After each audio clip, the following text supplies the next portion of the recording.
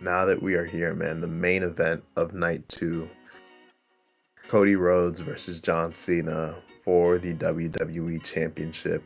I want to hear your thoughts, man. Obviously, we had Cena going over, or that the result was Cena ended up winning. He has now surpassed Ric Flair for the most World Heavyweight Championship wins. So now he has 17. People have considered this to be the end of the GOAT conversation, which I'm not mad at. Um, I just, don't think there's been anyone on Cena's level when it comes to the microphone, when it comes to charisma. Wrestling, not his strong suit, but he has had great matchups, so it's not like he can't wrestle. He's definitely great in the ring as well. But enough on Cena. What were your thoughts on the actual matchup? But yeah, before we even get into that, just based on something you just said, it's funny that Cena, like him, and I don't disagree with him being the GOAT. Like I think it's maybe a 1A 1B situation, but even then, it's funny that him winning the 17th was like the deciding factor for a lot of people. When I feel like the person that people would have said is the GOAT before him winning the 17th, it wasn't even Ric Flair. So it's Mm. funny that was like the thing that put him over the edge. I think in reality, the person that you really would, if you're being real, to compare him to is Stone Cold, not Ric Flair. Like no disrespect to Ric Flair, I'm sure for a generation, Ric Flair was the guy, and the fact that he went on for so long. But I think realistically for WWE specifically, not just wrestling as a whole, I think it was really between Stone Cold and John Cena, if anything. And actually, speaking of Stone Cold too, that segment they had with him was absolutely terrible. Like I don't even know why. I think obviously everyone loves him, so you're always happy to see him. But like, bro, just came in, crashed the ATV, read from cue cards, didn't even say anything really, and it just dipped in 5 minutes. Like I thought it was gonna lead up to something, but I think it was literally just to have Stone Cold's face on the screen, which is always welcome. But you know, I think it's better if you like use that sparingly if you're not even gonna do anything. But what do you think about that I, in terms of the GOAT conversation and the Stone Cold well, segment? I was gonna say, in response to the Stone Cold segment, I'm with you 100%. WWE always does this thing on like, this is the amount of people we had in attendance, and they always make it a whole segment. And I guarantee you, nobody cares, man. Like, literally, nobody cares. It's one of those things that you can literally you can put up on Twitter, you can put it up on Instagram, you can put it up in like when you're off the air to if you want to really let the fans know there's a huge jumbotron, there's Mm, screens all over the place. There is a time and place to do it. It's already a long pay-per-view. I don't understand why it needs its own segment. I love Stone Cold. He's amazing. The crash was hilarious. that was uh funny. I think it looks like the girl faked it, but I'm not gonna throw those accusations. If she wants to get her bag, she can. But if you really are curious, watch it back. It looks like there was a little bit of a delayed reaction before she Yeah, fell. it didn't make sense. It didn't make sense. Yeah, yeah. But that was hilarious. That was the most entertaining part of the whole bit.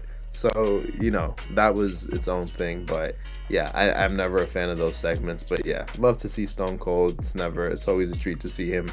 Yeah, wish he stunned at least one person, but Yeah, didn't happen. Okay. Um, but but in the terms of GOAT the GOAT, conversation, yeah, yeah, yeah.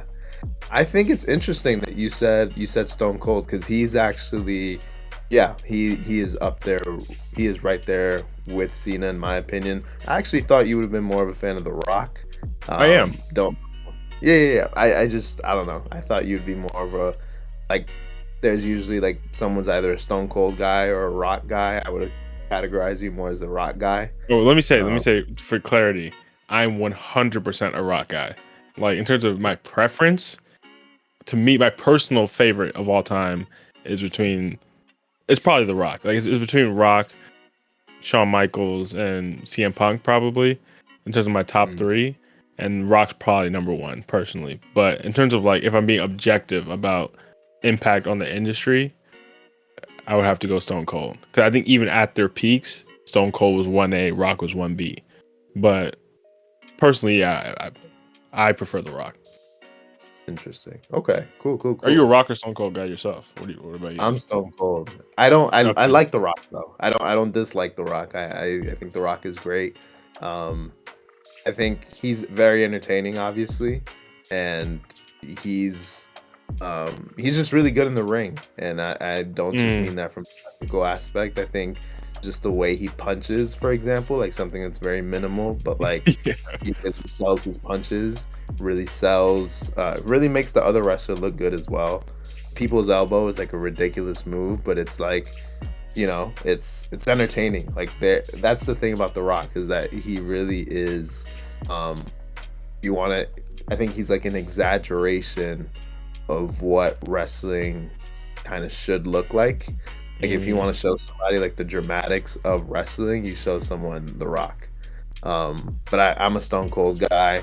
I'm a little biased just because I'm a little bit more in tune with his storylines and just what he was able to accomplish with like Vince McMahon, and also the classics that he had, with Shawn Michaels, and he just has a lot. I think I just like Stone Cold's like work, I guess you could say, more, which is why I picked Stone Cold. But yeah, I think he also has, in my opinion, the cooler gimmick between him and The Rock. As far as just like what I would categorize, like if I had to describe their characters to somebody who didn't watch wrestling, I think Stone Cold sounds a little bit more interesting. He's like that blue collar guy who's like the anti-authority figure who, you know, overthrows the boss. That's like a cool, that's a cool little. So, but yeah, I have Cena as my GOAT just because, and it could be bias. You know, I grew up watching Cena. I've seen Cena's work. Cena destroys everybody on the mic, in my opinion. Whenever Cena is in a promo battle with anyone, he always just manages to destroy them. I've never seen him really humbled on the mic. I've never seen he's battled it out with The Rock, who is many people would consider the GOAT on the mic, and he not peak Rock though.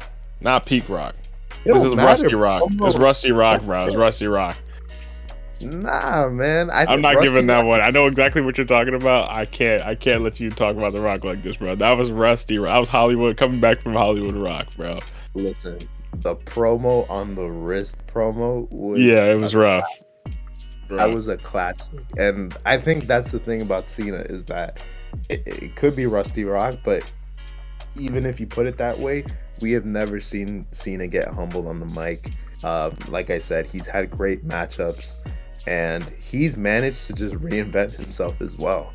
So I have to give it to Cena. He's my personal GOAT. But maybe this is a longer conversation for another time. But I also will say I had Cena as my GOAT prior to this weekend. I know I said that it's kind of shifted the conversation a little bit, which I think it did.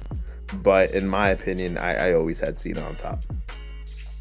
Yeah, agreed. I think I understand where you're coming from, though, in terms of, for the general public, I feel like this was a narrative that they built in terms of the GOAT narrative, and this is what WWE is pushing for.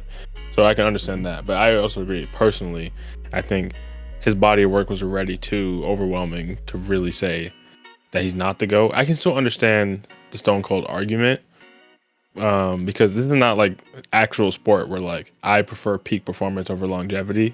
But in terms of WWE, because obviously, you know, things are written, that I can appreciate the longevity of Cena. Like Stone Cold burns so hot, like, but really, if we're looking at it, we're looking at maybe like a 4 or 5 year window in terms of like that Attitude Era peak Stone Cold skyrocket, take the company on your back and take it to another stratosphere.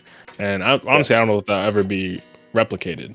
But in terms of now, we're looking at 20 years, maybe 15, because, you know, we're not looking at peak John Cena over the last few years.